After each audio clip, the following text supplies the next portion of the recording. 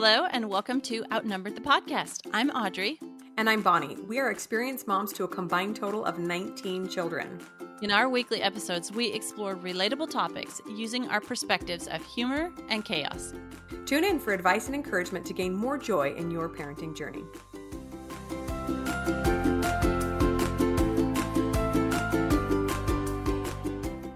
Welcome back to the show, everybody. We are excited to have two guests with us today. It is always a party with the four of us here. Welcome to Joe and Mell Hashey. Thanks for coming, guys.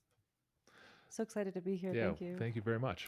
Yeah, so we wanted to have the Hasheys on the podcast because they stand for strong family values. And you guys know that is a big priority of ours and a big value of ours as well. But I love to hear other people's perspective and see how they are making a difference in the world in promoting these values. So let's start off with a little intro. We do have a bio from them, but we do want to hear kind of how you guys got into this and why this is so important to you. Yeah, I'll go first. I wanted to take the lead on this one. Yeah, happy to share. So my personal background is a high school teacher and coach and youth sports coach, and started my own company during that time, which got too busy. I couldn't do both, even though I love teaching and coaching. I had to decide on how to spend my time. And we had a company that took off, and Mel's done the HR and finances for it, as she was a social worker, has her MSW. And then came on to do the book work and help guide our company. And most recently, as pertinent to this podcast, we decided to move across the country to a town where we know no one and hit the reset button on our family and our lives. Love it. That's right. And when I was working for 5 years as a social worker, one of the things that I never was quite sure about was whether I was going to stay home or not with my kids. And once I had my second son, I decided that I was going to stay home full time. And we've always been really tried to focus on our family as the top priority. And it's been a work in progress for the last 15 years. And moving across the country, I think, was the pivotal moment for us that we really now focus 100% on the family. Joe's home all the time working from home, but he's around us much more. So it's really been a big piece of us growing as a family. That's so great. I love what you're saying about the stay-at-home mom part. I personally wanted to be a stay-at-home mom myself, but I always knew that I'd have something else. I just thought I'd have a part-time job or something. And it was so interesting to me just how fiercely I wanted to spend all my time with my kids when I started having kids. And lucky for us moms, there are many of us that are able to make that work. But unfortunately for the dads, that's less common. So great for you guys that you have figured out a way to make sure that Joe's home more often as well. I love that. Thank you. Yeah, I appreciate it. And part of the dedication to the strong family values is it wasn't always like that. Like you mentioned, I was a bit of a workaholic, and I was running morning fitness sessions from 6 to 7, teaching high school from 7:30 to 2:50. 3:00 was the next fitness session, run that till 7 p.m. And then Mel would have the kids in bed by the time I got home, and things were out of whack. I was like full-time work, and she was like full in on the family. And like we ended up in a balance point in the middle that everything was working, but it wasn't ideal. And it came to the realization that we were spending more time on our business organization than our family organization, which is the priority. And we needed a readjustment of our goals. Yeah, when I had my first son, when he was just born, is when we decided to move our gym from our basement to an actual facility. So suddenly we were not really together very much, and I think we just, with communication over time, figured out a way to make it work. And I think we're in a pretty sweet spot right now. Still very busy, but we're together. Yeah. Much more. Yeah, I love that. That's so great. What's interesting too to me is it seems like a lot of the world has maybe made some of these adjustments lately. It seems like as soon as everything shut down for COVID, people were like, oh, actually? Well, they either learned, actually, I want to be home with my family, or actually, we have some serious problems we need to figure out because we haven't been together and we don't know how to treat each other, right? So I think that those of us that are realizing that strong family values are important, the last few years have been like, it's time to shift something. We don't want this frenetic pace anymore. We want to be home. Absolutely right. Unfortunately, we were in the first camp where we got to spend more time together. And Like, you oh, liked this it. is great. Yeah. Yes. Yeah. So it worked out, but we had a company. We were in a state that shut down fitness studios for almost 9 months. And I have employees that we kept paying them all to help support their family. We had 8 rental properties. They passed a rent moratorium, so everyone stopped paying rent. And we were still paying mortgages and employees, and school was closed. And now we're homeschooling on top of it. And it's like that. There's an analogy, like if there's a little pebble in your shoe, you might not stop and fix it. But if it gets sharp enough and you have something like, all right, I need to stop, pause, and fix something feels off, like the pain gets to be too much, and then you have to address it. And for us, and I know it didn't work out for a lot of people, and it didn't work out for us in a lot of ways, but it did work out for us in this way. And I think a lot of it, what he just said too, was you have to be very aware of what's going on in your family. So as soon as COVID closed schools, and I noticed how the teachers, and I know it was all new to them, what was happening via online learning, I just was so unimpressed. And it took me about 6 months, because this was maybe in March, to decide I'm just going to homeschool them this year.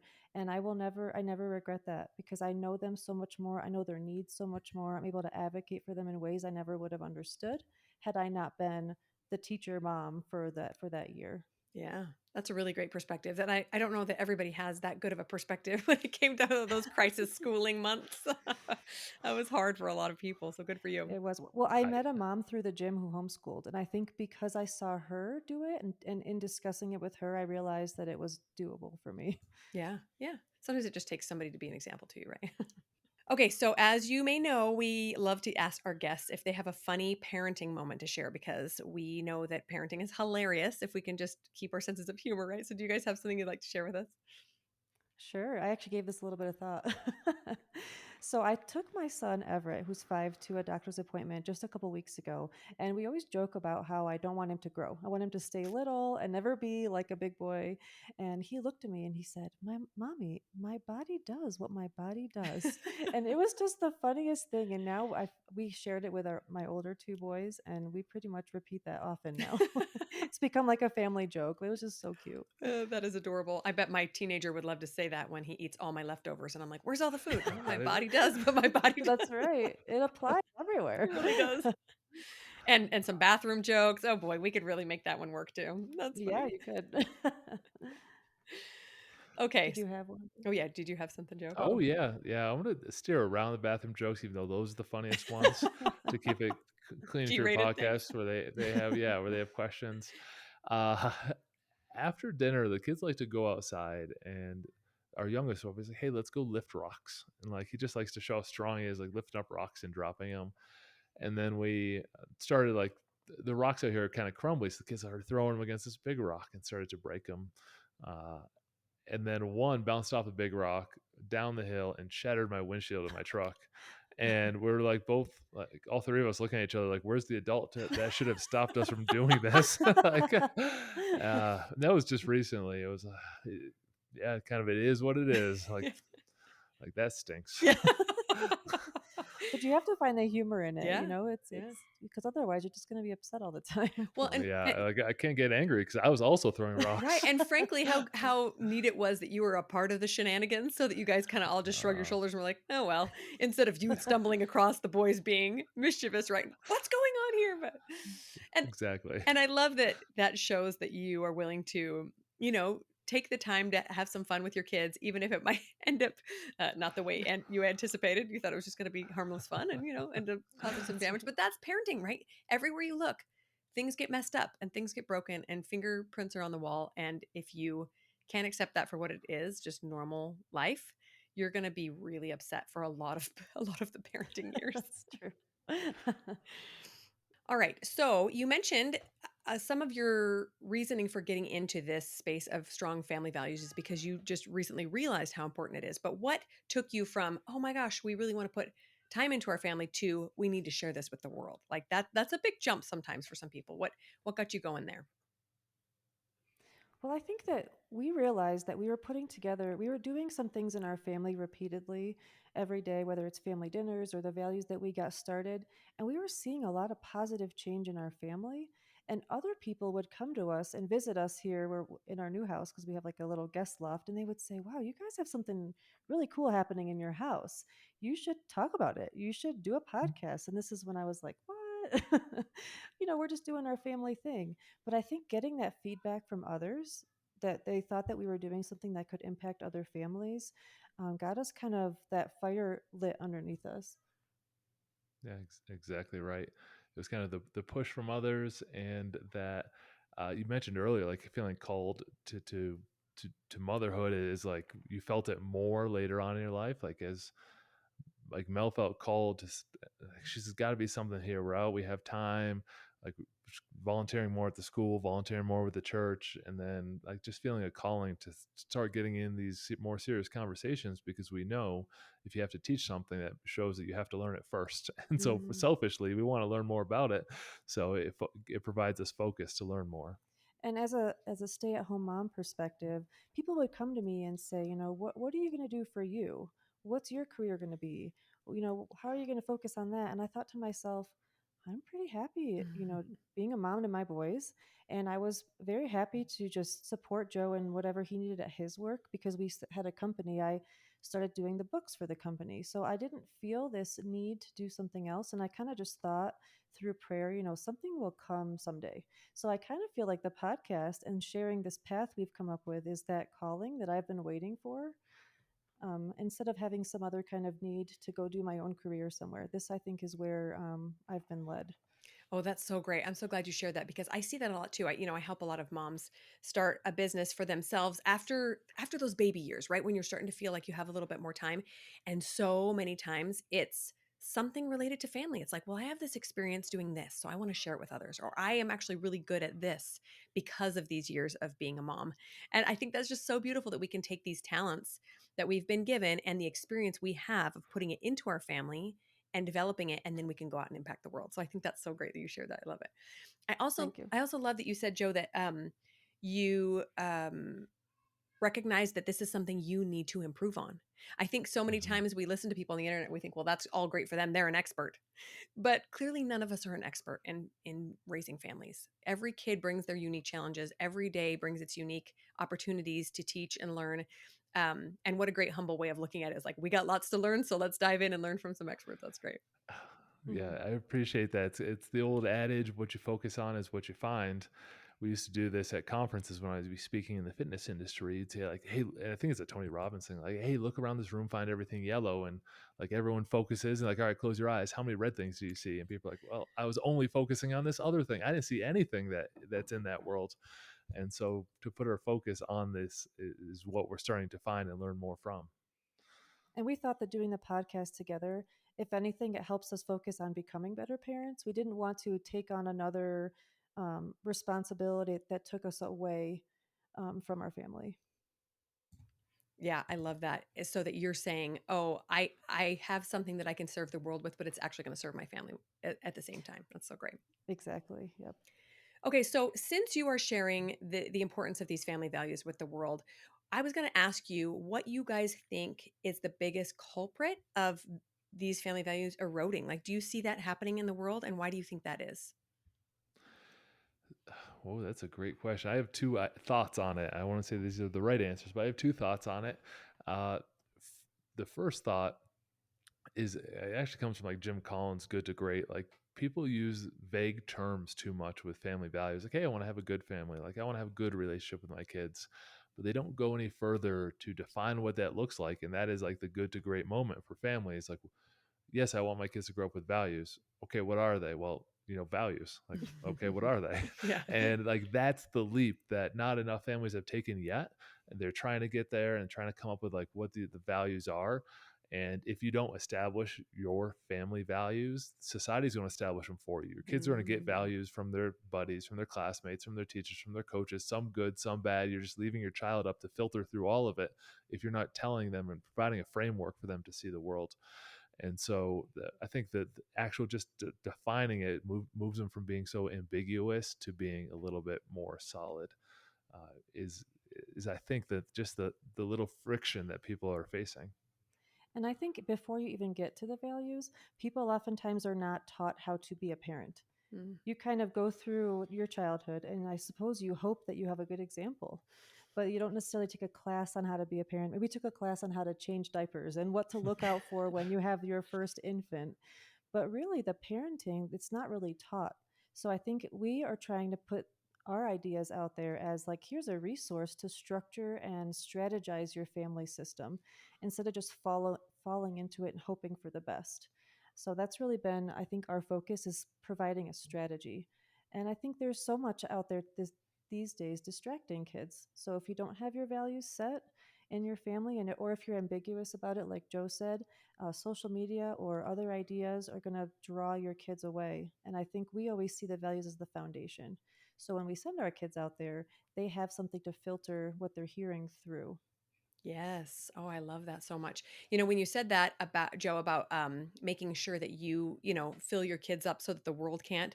I just pictured Mm. this sponge on the counter, right? Like that's what kids are. They're just little sponges, little dry sponges. Like what can I suck up? That the first time your 5-year-old comes home from somewhere and says a naughty word, you're like, oh, yep, you just sucked that right up and thought that you'd spit that back out. And so if we're not constantly filling them up with good, with our love and our confidence in their abilities and whatever morality we want to teach them and these values that are important to us, like you said, they're just going to suck it up somewhere else, and then they're going to spit it back out at home, and we're going to go, what is this? This is, we did not teach you this, right? But we maybe dropped the ball somewhere. Yeah, that's exactly right. We actually were speaking to someone the other day, and they used a sponge idea where you soak everything in, and until pressure is put on you, you don't know what's inside. So when your kid is tested in Interesting. some way, and that sponge gets squeezed, that's when you find out what's inside their heart and their mind. Mm. We talk to our kids a lot about protecting their heart and protecting their brain, almost like as if they have like this wall. So don't let things in, like garbage in, garbage out. Like, don't let things in, whether it's what you're watching. If you hear things at school, you have to be strong enough to walk away from it if you don't want that in your heart. Oh, that's So so that's been great. really Yeah, important the for us. pressure. Yeah, when you're under pressure, what comes out? I love that. So good. And I even have on our kitchen table right now a little post-it note with a Bible verse, which is, oh gosh, I wish I had it in front of me. But it's basically protect what goes into your heart. I Mhm. can't remember where it was from. I think it's from a proverb, but That's so great. Yeah, yeah, beautiful. Okay, so we're talking about the culprit of these eroding family values. Now, what happens? We talked a little bit about this, but what happens as a consequence of this? So, if we don't pour this stuff into our kids and don't teach them how to grow up and be the kind of adults we want them to be, what can we expect? So as part of like the abstract is this saying, I'm guilty of saying it, and I've heard a lot of other parents say it, where they, this is almost a tough truth I had to tell myself. So hopefully it doesn't offend anyone. But when we talk about our parents, we'll say like they did the best they could with what they had. Like that is us kind of being dismissive of like trying to like grow ourselves forward. And I'm worried about my kids saying that about me someday. I'm Mm-hmm. worried about it now though, while I still have an opportunity to fix it. It's not to make anyone feel guilty, or in a lot of ways that is true. But I'm scared about like if they look at a picture on the wall of me in their house, and like what story is going to come out of them. Mm-hmm. Am I the person that tried my hardest to raise them and teach them values, or left it up to society and more ambiguous? But on a more concrete level, we see a significant amount of mental health issues of early 20-year-olds, and there's some research on it we were just reading about yesterday, that they're pointing their finger to they don't know who they are, and they're Mm-hmm. going out in the world, Mm-hmm. and that creates a lot of mental health issues if you can't define what you are, what your life is about, what's your purpose.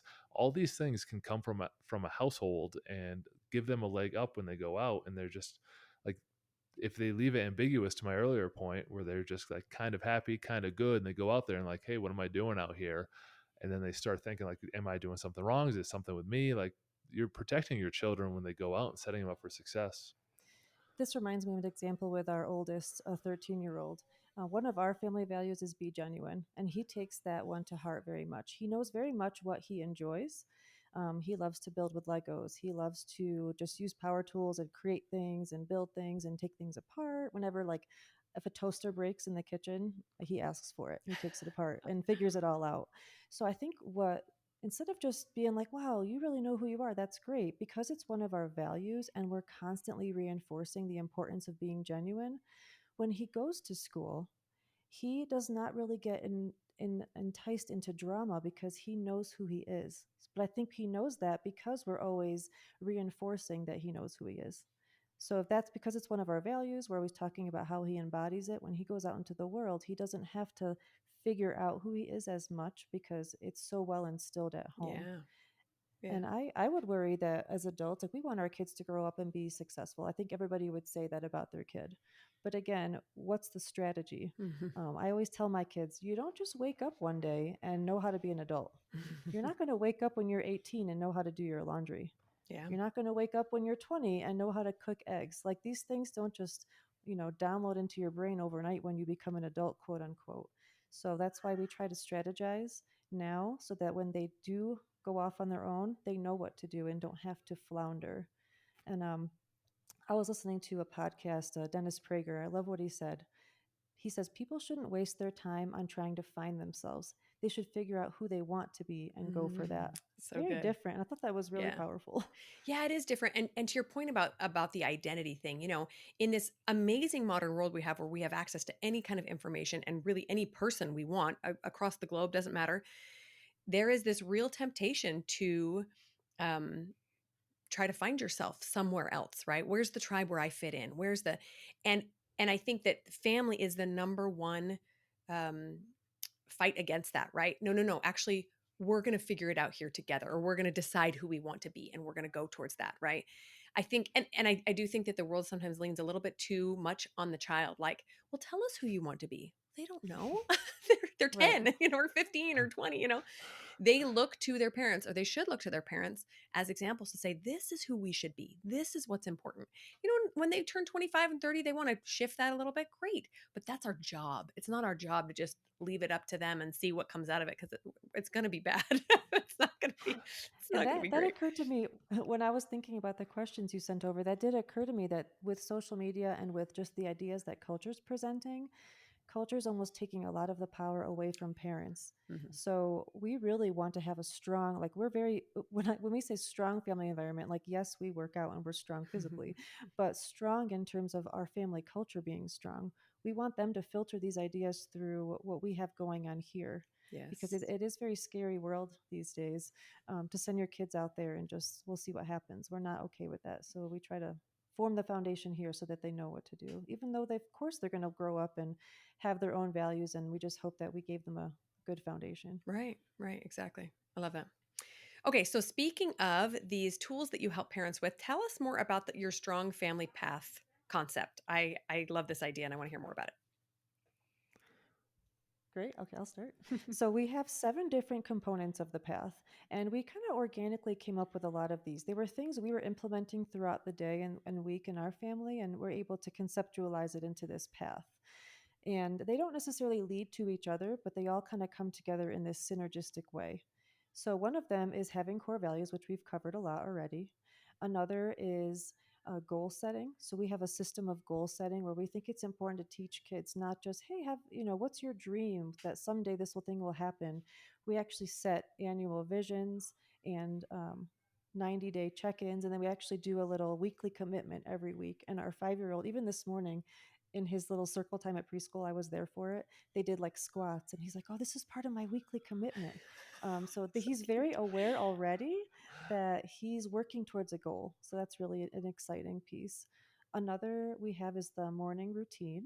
So we want our kids to wake up in the morning and have a purpose, and we want them to contribute to the family. So it's not like, well, get out of bed and do a chore. It's you get out of bed, you do a little workout, and you contribute in the kitchen. Yes, you can call it a chore, but we prefer to call it a contribution. So they do their piece and they do a journal and set some goals for the day. So what's the next one? We got family dinners, which are kind of our informal conversation time, and something that we lacked earlier on because I was working, 6 a.m. to 7 p.m. And that became an informal conversation time for us to come together and discuss things. Then we have the evening debrief, which is what Mell insisted this was on the path. And I was a little hesitant. I'm like, hey, I want to keep this path as short as possible for people because it's more practical, the fewer steps. And she said, hey, well, this happens a lot where we're putting kids to bed and they're in their own environment and they're most comfortable and they're have their stuffed animals, and that's when they'll ask the question, hey, what about this puberty video I have to watch or whatever it is. Like that's when the deeper conversations come up, when they're comfortable. And Mel used to call them doorknob conversations because it's like, hey, you want to get to bed yourself as a parent, your hands on the doorknob and you're about to leave, and then they ask the question, and then you have to have the discipline to close the door and go back in and have the conversation with them because you don't know when or if they'll bring it up again. And so we decided to make sure that landed on the path. Yeah, I think that's one of the biggest opportunities I think in this whole path is being able, as you know, as a parent, you can't be selfish.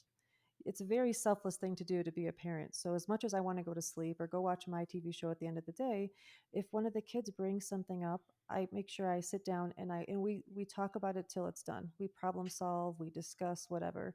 And those are oftentimes those topics that might not be appropriate for the dinner table Hmm. or in front of the 5-year-old, because I put him to bed first. So that's been a really special time and a bonding time for us as a family.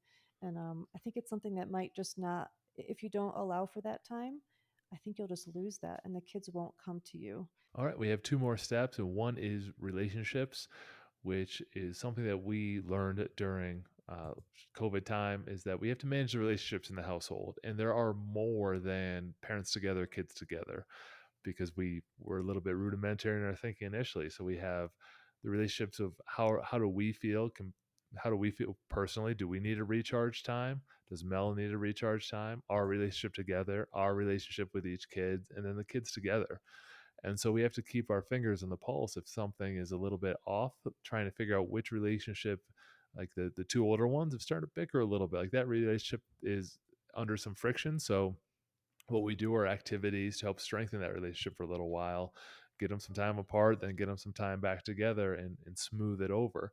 And if we're feeling really burnt out, you got to raise your hand and say it and then recharge instead of trying to exist like that. And it's able to move us a lot forward. I'm not good at math like Mel is, but to do 9 or 10 exponent for all the potential relationships in the family, it's a lot to manage. But Yeah. to keep your fingers on the pulse of what's going on in the lens of relationships, how they view themselves and how they view others in the house. And so much of that relates to how well we communicate together. So we try to strive to take a walk every day, if not every other day. Just a 15 to 45-minute walk, and that helps us to reconnect and discuss what's going on with each kid. Or if I sense one child struggling with something, we can discuss it ahead of time. It helps us to be on the same page, keeps us connected, and then it helps us to help the child advocate for what they need, or whichever relationship we're talking about, individual or siblings or whatever the case might be. Like for example, for a couple weeks our kids were just all sick, so they were home from school, and all of a sudden we were feeling disconnected, and I was like, Joe, what is going on? And then I realized we haven't gone on a walk in 2 weeks because the kids kept needing us and being home. So it helped us to just reconnect and know, keep a pulse, like Joe said, on each of the relationships in the house. And the final aspect of the path is the family meeting. So we have the family dinners, and in our family, we've decided to schedule a weekly meeting. So usually it happens every Saturday during dinner, and it's more formal than just the regular um, family dinner. We talk about how we've embodied a core value that week. We just have discussion topics where we can discuss whatever needs to happen, schedule wise, or if there's an issue that we're dealing with, and we include the children in giving us solutions. And oftentimes that's really powerful because they want to learn how to problem solve. And if they solve the problem themselves, they have more of they have a buy in to actually follow through with it. And then we each go around and do some tough truths if needed. So it's like a loving way to give a criticism in a positive way to try to help them out. Whether it's, I've noticed lately you haven't been giving a lot of good eye contact when you're talking with us. Let's work on that. So it's not punitive. It's more like, I love you. And because I love you, I want to share this thing that I want you to work on. And we encourage the kids to also call us out in a loving and kind way if there's something that we're doing that might be bothering them, because it's important that we're fallible people. We're not perfect, of course. And finally, we give compliments and a firm handshake, or I go around and give hugs. Love it. I love those tough truths. We really need to do that more in our house, but I have to be humble enough to hear them. Well, it's a powerful moment. We have to reflect taking. I'll get it every once in a while. Our middle child's like, Dad, sometimes in the evening I see you on your phone, and yes, I'm doing work, but I'm not going to use that as an excuse. I'm just going to say, you're right. I am on my phone. I'm going to work on it, like hear it, so he doesn't hear me giving excuses for something that he sees. And then the next week I'll say, hey, have you noticed how I've been doing on it, to like elevate him as being a part of a team and having value and contribution versus me just saying, hey, I'm the adult, I get to do that. Right. We don't like the phrase because I told you so or because I'm the adult. We really want the kids to understand why we're doing what we're doing. We want them to see that they have a lot of value in the family. They provide value. Because we use the analogy of a river, like it's a rushing river. like where you want to be is on the other side. You're on this side. You're not going to be able to jump and do it all at once. Like drop one rock in the water and step on that, and then drop the next rock in and then step on that until you get all the way across. And usually that first rock is having a meeting with, if they have a spouse, and then defining what success looks like, hey, things are off. Like here's where we want to go. Now let's figure out how to put these rocks down together so we can get there. And that usually happens in a family meeting. And I would advocate hard for just doing something simple, whatever's easiest for your family first. And so if core values seem very daunting, like, okay, let's start with the family meeting each week and just start communicating with each other. We can do core values 3 months from now. That'll still come up. And so let's go one step at a time on the path. Right. And I think the powerful thing about the path is that it's not like you have to go from one step to the next. Yes, ideally the core values should be the foundation, but if you really have nothing, like you feel very, very overwhelmed by it, pick the one thing that seems to make the most sense or that you already have going on. Like maybe there's kind of a morning routine and you just tweak that a little bit. Or maybe there's that time in the evening where you notice your kids are oftentimes asking for your attention and you're kind of struggling with that. Maybe put your focus on that one piece. And I think as soon as you get one piece going and you see some progress, that forward motion of getting some things done and seeing some progress with your kids will hopefully motivate you to try to do the other steps or to pick one next step. That we've big proponents of one step at a time. When we were deciding during COVID that I was homeschooling and we decided to move across the country, we had to still homeschool, show our house because we had to sell it, find a house to move into, and I was extremely overwhelmed, almost to like panic level. And then Joe just said, "Well, hey, what's the next step or what's that next rock we can toss into the river to step on?" And every day I would have to just kind of tell myself, "What's the next thing I can do?" And kids are oftentimes really good at getting you to step. They're at step 500. Like our kids would say, "Well, are we going to move and then buy a four-wheeler?" And we're like, "That's like step 500. Like we're on step 3 right now." So just that mindset of what's one thing you can do today, even if it's starting to give hugs in the morning. I give each of my kids a hug as soon as they walk in the kitchen. And if I miss it, they tell me. They tough truth me, That "Mom, was you didn't Mel's give tough me a truth hug this last week. morning." So just something really small and simple. I think sometimes we overwhelm it and think we have to do it all. Just a little thing like that can make a big impact. And clearly the kids notice when I forget to hug them. Yeah, and I think to provide some clarity and peace of mind, here's something very tactical that parents can do is write down the list of what you think is in deficit right now. These are all the things we want to work on. Choose 3 to 5, you work on them for 90 days. And then you see how you did. And then you choose 3 to 5 for the next 90 days and nudge those forward. It's the old rocks concept. Do the biggest things. You can't handle more than that. You can't do a whole list and practically get it done. Live in a 90-day world, push yourself on it week to week and see what you can do, and then just choose the next 3 to 5. Those are such good tips. Thank you so much for sharing. I love that. The one step at a time, right? Yeah, that That's how we helps a lot. survive. Yeah, it is how we survive even now. It does happen probably more often than not where parents are on the same page and kids are a little resistant at the beginning. And it's a great question. I've got a couple thoughts on it, uh, because there are a couple different levels. The first level, your household, and then there's your extended family, which is a whole different level. If they see you go on a different path and perhaps they taught you or they're all going, then it gets to be a little bit to juggle. But we always go home first. And so, first thing is we role model it and we see how it impacts our life. They don't always have to go along at the beginning. And so we'll role model things. Just the other day, I was out, just yesterday, we were out in the driveway doing a little exercise. I don't say, hey, like, this is important for your life. Come do this. I'm like, hey, this is important. So I'm going to show you that I do it. And then all of a sudden they're like carrying logs up a hill. Like, look at me. Like, this is too easy.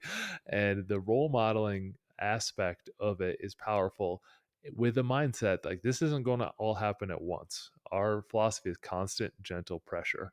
And whether that's between us, like, hey, let's get this podcast started, let's get this thing started, like let's nudge it forward, or between us and the kids. I think the mistake is just doing a big confrontation. All right, we're gonna do a complete 180 in this family. We're gonna go in this direction. And everyone's like, well, what the heck? We've been going this way forever. So it's constant gentle pressure and role modeling play a huge role. And then the last piece of it is once you create the standards, hold the standards. It's not done with a high heart rate. It's not done yelling. It's just consistency. Like, here's what we stand for and here's why. And then we're just going to keep doing this. We're serious people and we're not going to let things flip flop Because at the beginning, if you didn't have them and then you do have them, kids will try to like get away with things. They're master negotiators, and change is tough for them, and they're going to see if they can resist against it. And if you just handle it calmly, like, hey, this isn't going to serve you if we keep going down this path. So it's important to me that I keep going down this path of family growth and development. So I'd love it if you were on board. If you're not on board today, I'll ask you again tomorrow. And I think, we're talking a lot about values today. And the exciting thing about starting our podcast and talking about the strong family path is we're talking to families some who don't even have kids yet, they're just newly married, some who have a baby, some who have teenagers. So I think in an ideal world, you would go through and figure out your core values before you even have kids. So you can start that process right away. Someone asked us, well, what about family meetings? How old does the kid have to be? You can have a family meeting between parents with a baby right there, and they will just grow up and see that, which is what he was talking about role modeling. But the exciting thing also, if you're starting the path a little bit later, let's say you have teens, I think it's important for the adults to discuss some core values first, but to include the kids in the process and seeing what kind of things they value, and if you could figure out how to implement that and include it, that'll be super bond forming for the family. Yeah, one other thing you can do is try to make it relatable to whatever they like in life. And let's say your kid likes sports and they like this particular team. You see, do you think they like just show up and win championships, or do you think they practice it and they meet about it and they do their routines, and whether or it's an orchestra? Do you think the orchestra just shows up and plays all their instruments at once? Like, what would that sound like? It takes some behind the scenes lifting for you to see that end result. That includes practice, that includes working together, and that includes a lot of things. So all these successful organizations that you like and you have your posters up on the wall, like, they do these things. Yeah, all you see is sometimes the successes, or you might say, oh, it must be nice for that family. But it's all that behind the scenes work. And I don't even want to call it work, but effort and strategy that really pushes everything forward. Wow, so many great tips. I see a lot of moms, especially of large families, feel like they're taking on all the burden of this sort of thing, right? Like maybe because they're the stay-at-home mom, and so they see the problems a little bit more than dad does, and so they take on all this obligation, responsibility. But I love it being a family effort, right? And if you can, if you can really communicate it to the other spouse, hey, I really need you to get my back on this, that's helpful. But also to have the kids buy in. Like, guys, like Audrey's 20-year vision she's always talking about. Guys, what do you want to see when you come home to visit with your future spouse and children? How do you want to be treated? Like, what kind of relationships do you want to have? It can be really exciting for them to dream that as well. And you guys have shared so many great tools to get them bought in. So I love that. Thanks. Yep, sure. Yeah, you're welcome. And thank you for the 20-year vision tool. Mel was talking about it yesterday after we chatted before. Well, That's I right. already told the kids about it at dinner. I was that excited about it because I want them to start thinking in those terms.